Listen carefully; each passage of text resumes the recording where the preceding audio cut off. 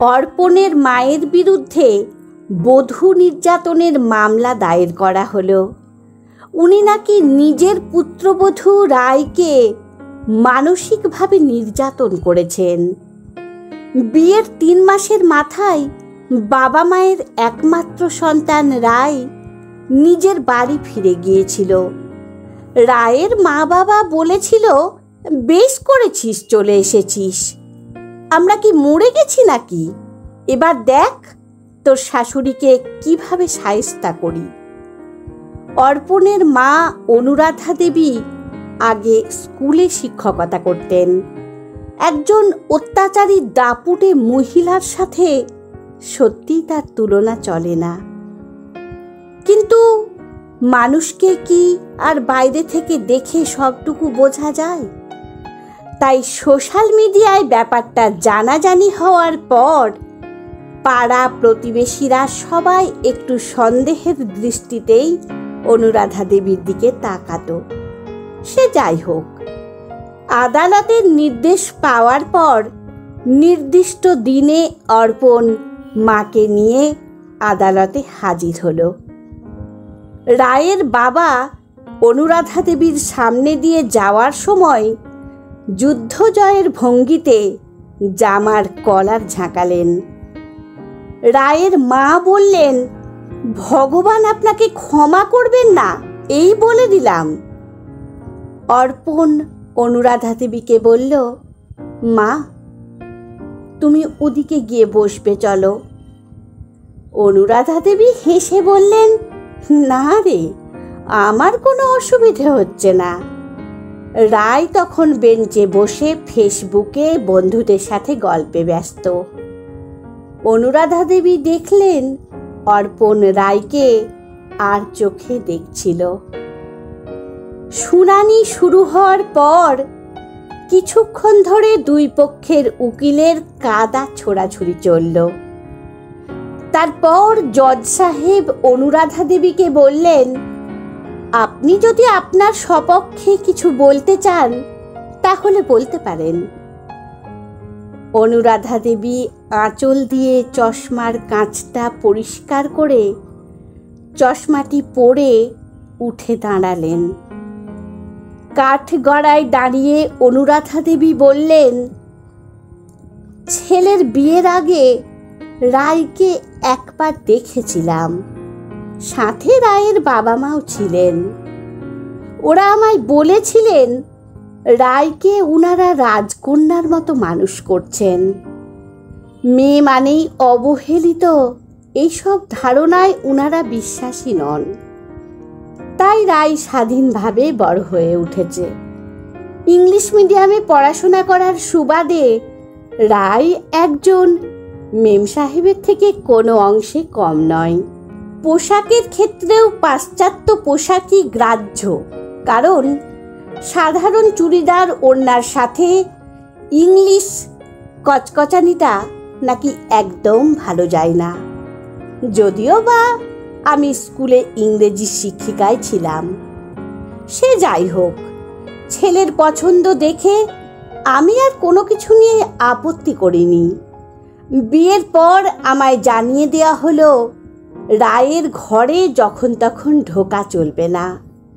ঢুকতে গেলে দরজা নক করে তবে ঢুকতে হবে, নয়তো রায়ের প্রাইভেসির মৃত্যু ঘটবে। একদিন এই ব্যাপারটা একদমই মাথায় ছিল না।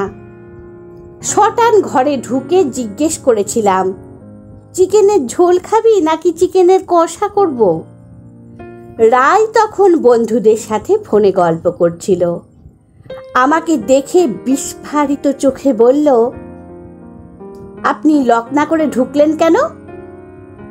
ব্যাস, সেই থেকে আমার অপরাধের শুরু। একদিন অর্পণ অফিসের কাজে কলকাতার বাইরে ছিল। আমার শরীরটা বড্ড খারাপ লাগছিল, তাই রায়কে বললাম একটু কিছু রান্না করে নিতে। রায় আমার রান্নার মশলাপাতি দেখে বলল, এই সব দিয়ে রান্না করতে পারবো না। অনেক সাহেবি মশলার নাম বলল, কিন্তু সামান্য ডাল ভাত করতে ওগুলো কেন লাগবে? আমার মাথায় ঢুকলো না। কেন পারবে না? জিজ্ঞেস করাতেই রায়ের মনে হলো আমি ওকে নির্যাতন করছি। সেদিন একবেলা আমি অভুক্তই ছিলাম। রায় বাইরে থেকে খাবার এনে খেয়েছিল। রাতে দুর্বল শরীর নিয়ে কোনো মতে সেদ্ধ ভাত করে খেয়েছিলাম। কিছুদিন পর ওরা দুজনে সন্ধ্যায় বেরিয়েছিল, কিন্তু ফিরতে খুব দেরি করেছিল। ফোনেও পাচ্ছিলাম না, তাই দুশ্চিন্তায় আমি ছটফট করছিলাম। ওরা ফিরতেই চেঁচিয়েই বলেছিলাম, এত দেরি করিস কেন? চিন্তা হয় না? রায় তখন বলেছিল ওর বাবা মাকেই ও কোনোদিন কোনো কাজের কৈফিয়ত দেয়নি। তখন আমার মনে হলো, তাহলে আমি কোন হরিদাস পাল? এই হলো রায়ের ওপর আমার মানসিক নির্যাতনের কয়েকটি নমুনা। পরের দিন সকালে রায় চলে গেল। অর্পণের কোনো নিষেধই শুনল না। একটু শাসন করতে চাওয়া, একটু আঁকড়ে ধরতে চাওয়া কি খুব বড় অপরাধ? শাশুড়ি ঘরে ঢুকলে প্রাইভেসি নষ্ট হয়, কিন্তু সোশ্যাল মিডিয়ায় ঘরোয়া সমস্যা তুলে ধরলে প্রাইভেসি নষ্ট হয় না? রায়ের দিকে তাকিয়ে অনুরাধা দেবী বললেন, কি রায়, ঠিক বললাম তো? তোর ছবিতে লাইক আর কমেন্ট করা বন্ধুরাই তো তোর সবচেয়ে কাছের। তোর কখন মাথা ধরলো, কখন তোর ডিপ্রেসড লাগছে, এগুলো সবার আগে তোর সোশ্যাল মিডিয়ার বন্ধুরা জানতে পারে। অথচ আমি তোর পাশের ঘরেই আছি, কিন্তু তোর ঘরে আমার অবারিত প্রবেশ নিষেধ।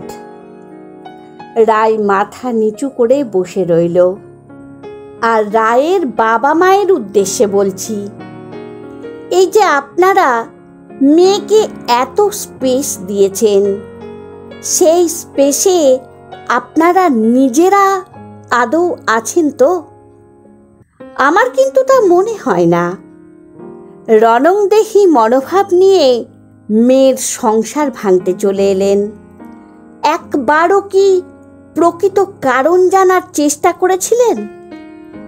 ভাঙা কিন্তু খুব সহজ, কিন্তু নতুন করে গড়ে তুলতে একটা গোটা জীবনও কম পড়ে যায়।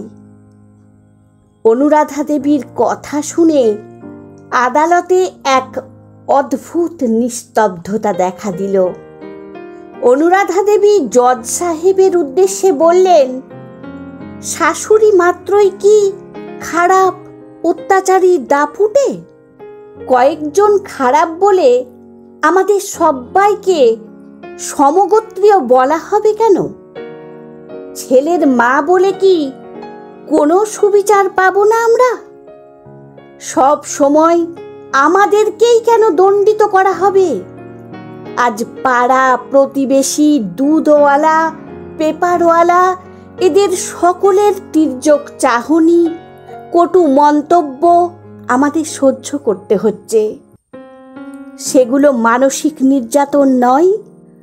আপনারা তো মেয়েদের সুবিধার জন্য অনেক আইন এনেছেন।